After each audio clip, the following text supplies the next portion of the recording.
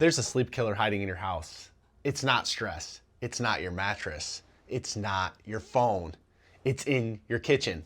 And a lot of people use it every single night right before bed without realizing it's wrecking their sleep. Now I see this all the time with patients who tell me, I fall asleep fine, but I wake up tired.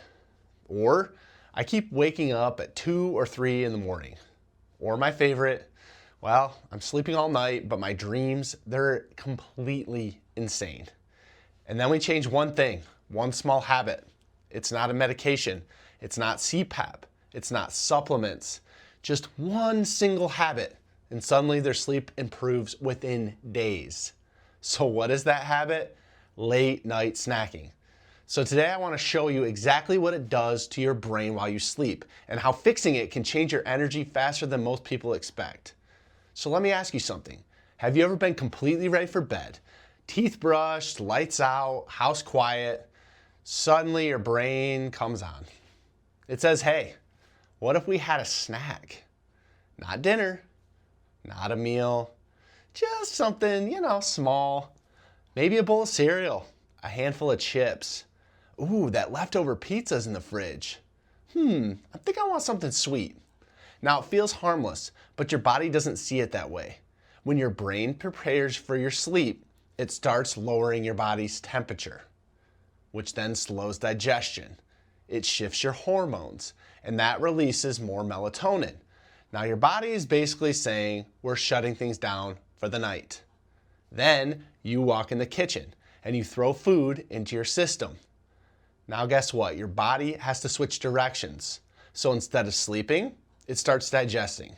Your stomach activities start up and activate, your metabolism increases, your temperature rises, and your brain quietly delays deeper sleep.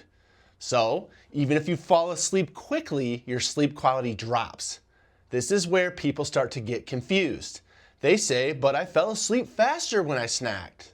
And sometimes that can be true, especially when it's carbohydrates, because carbs increase serotonin temporarily, which makes you feel relaxed, makes you feel comfortable, makes you feel sleepy. But falling asleep faster is not the same thing as sleeping better. It's like falling asleep during a movie. Yeah, you're unconscious, but you're not getting that quality rest that you need. Now here's something most people never connect to late night eating: wild dreams. I mean, seriously, if you've ever woken up thinking, what in the world just happened in that dream? There's a good chance that your food played a role, especially if it's sugar, especially if it's chocolate, especially if it's heavy carbs before bed. So when you eat late, your brain actually stays more active during REM sleep. And REM sleep is where that dreaming actually happens. So instead of calm sleep cycles, your brain becomes more stimulated.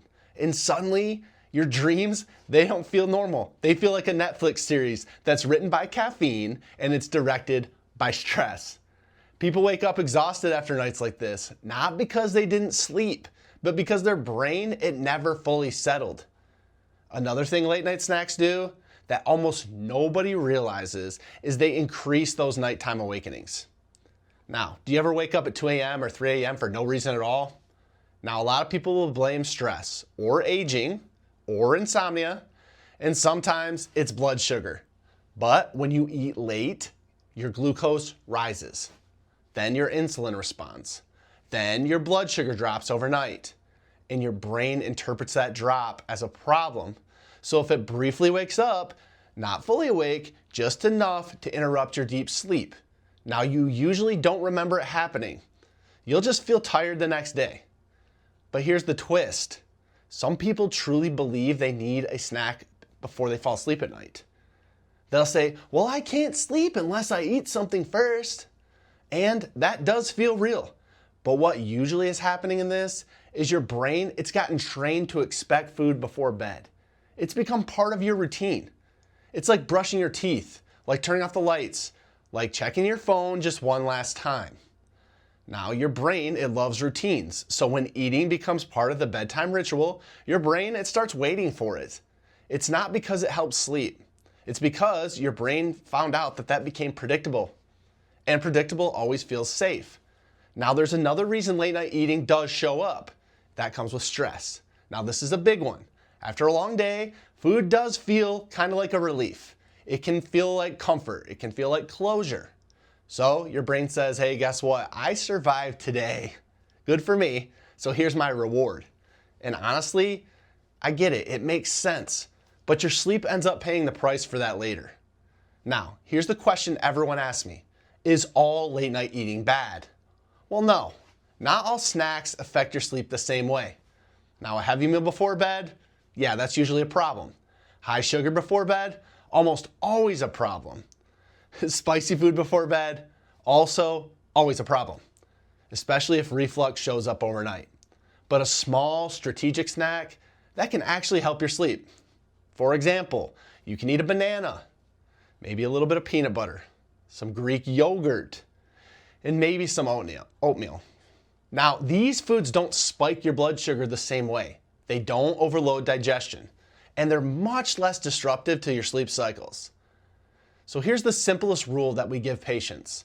Stop eating 2 to 3 hours before you go to bed. That single change can fix your sleep and surprise a number of people, especially people who say, well, I fall asleep fine, but I just don't stay asleep. Because staying asleep is exactly where late night eating causes the most trouble.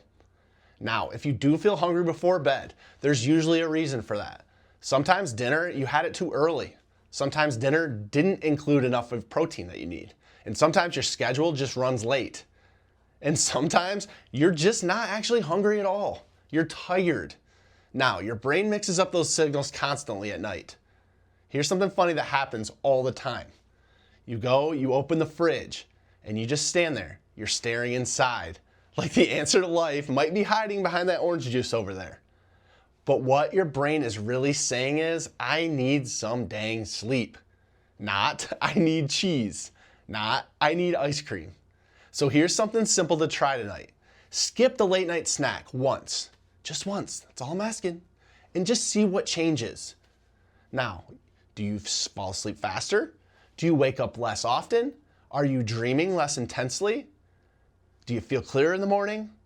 Because most people notice something right away. Now, not everyone, but enough people that one of the easiest sleep upgrades you can make and test immediately tonight. Now, sleep problems, they don't always come big medical conditions. Sometimes they just come with small changes in habits. Little patterns that might seem harmless, like one late night snack before bed. That's quietly adding up overnight after night, and you can fix that habit. And sometimes the sleep, it can just fix itself. So if this video helped you rethink something that you do every night, just hit subscribe. Because most sleep advice online is either too complicated, it's too extreme, or just not practical at all in real life. And this channel is about simple changes that actually work and that actually improve your sleep. So if you know someone who always says, hey, I sleep all night, but I still wake up tired, send them this video. It might be the missing piece that they haven't tried yet. So sleep better, feel better, and we'll see you on the next one.